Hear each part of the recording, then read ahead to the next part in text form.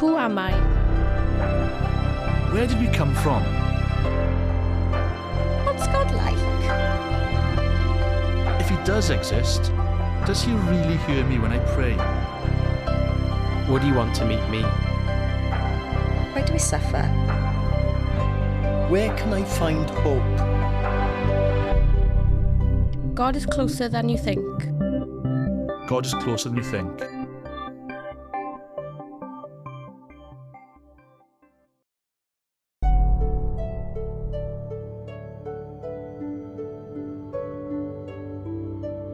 I remember that he said to turn the other cheek, and he has told us to try and go the extra mile. He spoke to a lot of people. He spoke of forgiveness, he spoke of love. Do unto others as you have done to you, and that kind of stuff. And there's a picture of him sort of sitting open-armed and the children running into his arms. I think that's something, again, you know, it's the love that's there, there's the forgiveness that's there.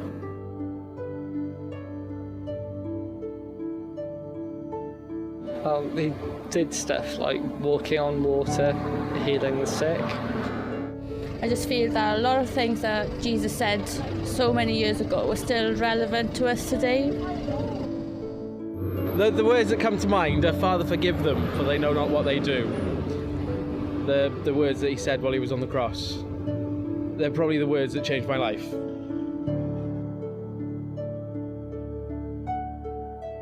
No serious historian doubted this man, Jesus of Nazareth, existed. But what is even more baffling is that he just doesn't seem to go away. 2,000 years on, thousands of miles away from where he was born and where he lived, what is clear is that we can still stop random strangers in the street, and whatever their opinion might be, everyone here in this little quiet corner of Britain knows his name and seems to know something about his life. This simple carpenter, a first-century rabbi or teacher, this Jewish man crucified by the Roman Empire, who now has devoted followers spread all over the world who are still growing in number even today. He's incredible when you think about it. This man who never wrote a book. He never sought to gain any type of position or political office. In fact, he downright rejected that path to power. He never commanded a great army. In fact, he never did any of the things that usually make the headlines on the pages of history. He died at the age of 33, nailed to a wooden cross, a first-century instrument of public torture and execution, the worst capital punishment that Rome ever dreamt up for those who wouldn't bend to the empire's will. His enemies were there, rubbing their hands with glee, confident that this would be the end of his memory and a powerful example to any of his followers who might seek to continue his movement. And yet, here we are. 2 millennia have come and gone. The empire that killed him are now themselves relegated to the history book, and yet the name Jesus is now more famous than ever before. Even our history stands divided into two, BC and AD, as if time itself has needed to be reclassified, as if the world has entered a new era, somehow different, forever changed by this one man. This Jesus of Nazareth still refuses to just go away. Question: why? What is it about this single life, this one man, that has so fascinated the human race for so long? What is it about him that continues to demand so much attention, that commands such loyalty? What is it that has never ceased to captivate, inspire, and enthrall countless millions from every race and rank, colour and creed? Sooner or later, you have to ask the question that so many people have asked before: just who is this Jesus?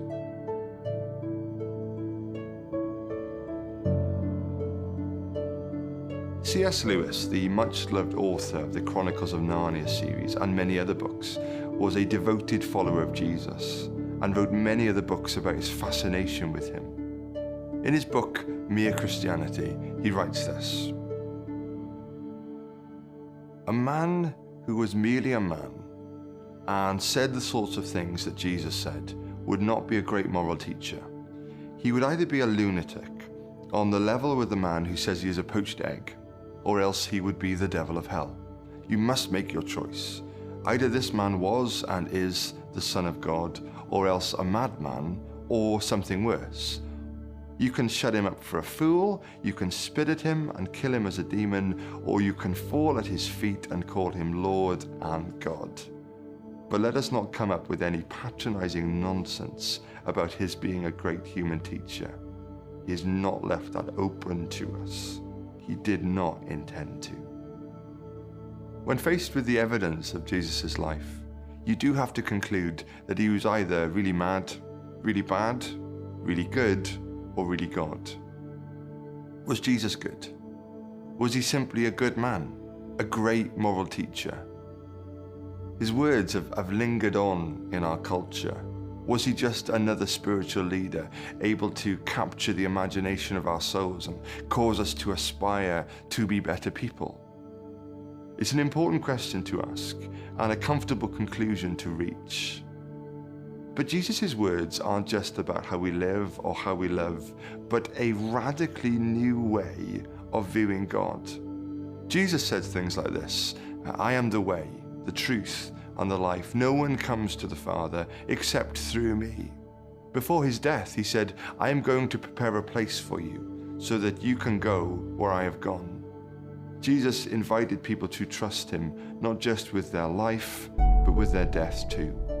He said, if you will invest all your hope into me, then when you reach the place that we all must reach, when life itself comes to an end, I will be there. I will be there welcoming you into eternal life, a place in my Father's house. Not only did he claim that, he claimed to be the only way to that. And if that's not true, if he had no ability, no power, no right to claim that, then what he was offering people was false hope. Jesus could not merely have been a good man or a great spiritual teacher. To claim that, to claim to be the only one who could offer that and not be able to, he would have to be a horrible person. So was he? Was he really bad? Important we ask this, but also important that we ask why. If Jesus was deliberately misleading people, what did he have to gain from it? If he was a con man, what did he cheat out of people? At any and every opportunity, he walks away from power and money and sex and fame. He goes out of his way to avoid attracting any of those things before giving up his life to die on a cross.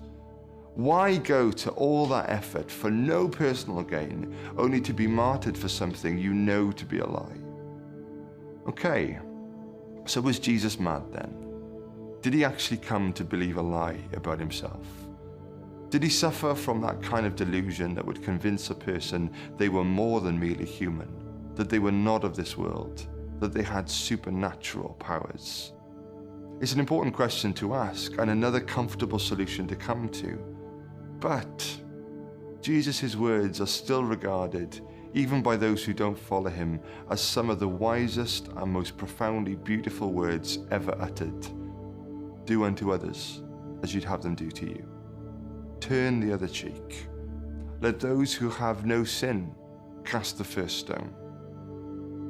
Hardly the words of a madman, but someone who had a unique perspective on life and we as human beings seeing ourselves in the grand scheme of things. Then there were the miracles. It's one thing to claim supernatural powers. Anyone could do that. Something else entirely if you can make blind eyes see, deaf ears hear, lame legs walk, enslaved souls set free again, broken hearts love again. And yet Jesus does this time and time again. The stories spread like wildfire. Biographies of Jesus' life were written by those who knew him as well as those who didn't. And we know that about 30 years later, these were circulated in the very places mentioned in their pages. If the details weren't really true, if the people mentioned in them didn't really exist, if the major public moments didn't really occur, these manuscripts wouldn't have been worth the papyrus they were written on. But they survived, and the story lives on. He really did what he said he could do. Not the words of a madman, but the loving actions of a person who really could repair human bodies and lives with a power that can only be described as divine. So if he couldn't have just been a good man, and the evidence stacks up against him being really bad or really mad, who was he? Who is this Jesus? The question that now remains is, so what? Some of you may even be wondering if it's possible to know who this Jesus was after 2 millennia. But what if, to fully make up your mind about what you think about him, you need to see the final piece of the picture, which is what he thinks of you. Around people's necks, in cemeteries, funeral homes, hospitals, this symbol of the cross remains and offers hope to people at times of great need. But why? Its simple shape, one horizontal line meeting a vertical line, a 1st century Roman execution device. What hope does it have to offer people? Why does our culture still cling on to it?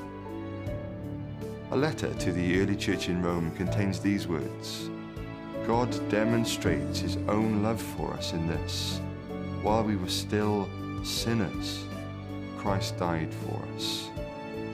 The cross speaks of a God who doesn't wait for us to get the point, to get it right, but who steps into our broken world, our time, our space, our skin, and who demonstrates his love for us in paying the ultimate price for us to know him, dying for us while we were still sinners. Sin, this condition inside of us that holds us back from all we were made to be, this inherited instinct that keeps us back from the God we were born to know. Sin, this baggage of shame and guilt that weighs down our souls.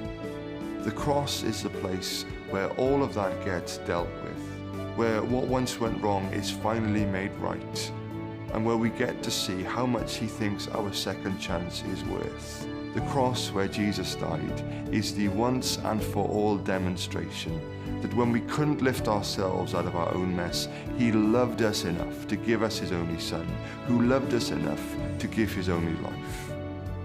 And so the question becomes, so what are you going to do about it? Carry on without him.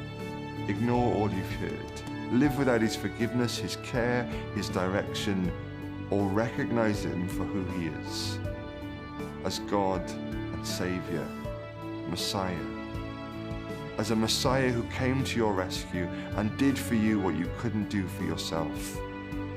Since the dawn of time, humanity has been haunted by this search. Every people group on the planet has asked the question, what is God like?